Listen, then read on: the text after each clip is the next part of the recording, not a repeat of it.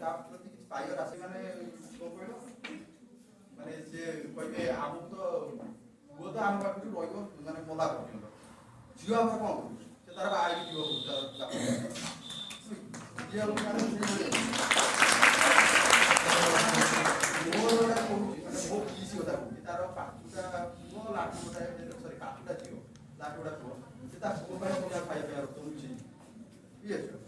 ସିଏ ତାକୁ ମାନେ ତା ପୁଅ ତା ଝିଅଟା ଯଦି ଖାଇଦେଲେ ସେ ବରା ଆରମ୍ଭ କରିବେ ଇଏ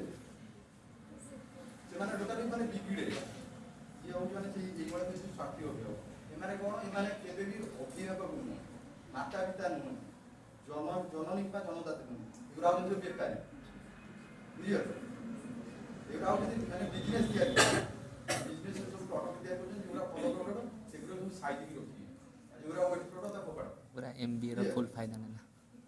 ତାପରେ ଇଏ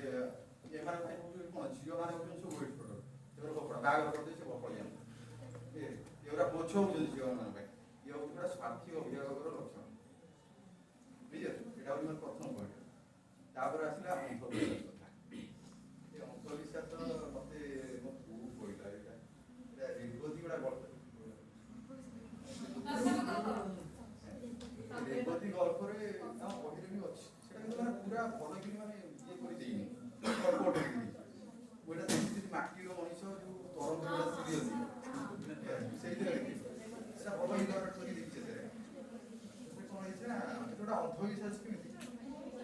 ସେଥିରେ ଯେତିକ ବି ରେବତୀର କ୍ୟାରେକ୍ଟର ସେ ରେବତୀ ହଉ ତା ବାପା ହଉ ତା ମା ହଉ ବାସୁଦେବ ସାରି ସିଏ ହଉ ତାପରେ ଯେଉଁ ଆମର କ'ଣ ବୁଢ଼ୀ ବୋଲି ଯେଉଁ ଅଛି ସିଏ ସବୁ ମରିଯିବ ସବୁ ମରିଯିବ ମରିଗଲେ ଯେମିତି ସେ ମାନେ ଇଏ ବୁଢ଼ୀ ରେବତୀ ପାଠ ପଢ଼ୁଛନ୍ତି ଏଇଟା ସବୁ ଅନ୍ଧବିଶ୍ୱାସ ମାନେ ତାର କହିବା କଥା ତୁ ସରସ୍ୱତୀ ଘରେ କରିବୁ ଲକ୍ଷ୍ମୀ ଛାଡ଼ିବାକୁ ପଡ଼ିବ ତାର ମାନେ ମାନେ ସେଇ ମାନେ ସରସ୍ୱତୀ ମାନେ ପୁରେଇଲା ହଉନି ଯେ ପାଠ ପଢ଼ିଲା ହଉନି ଏସବୁ ମାନେ ଏଗୁଡ଼ା କହିବା ଅନ୍ଧବିଶ୍ୱାସ ସେଇଟା ଏଇଭଳିଆ ମାନେ କଥା ଆମର ଗାଁରେ ବି ଅଛି ମାନେ ସେଗୁଡ଼ା ଛୁଆ ମାନେ ସ୍କୁଲ ମାନେ ଟୋଟାଲ ସବୁ ଗାଁର ସମସ୍ତେ ମିଶିଛନ୍ତି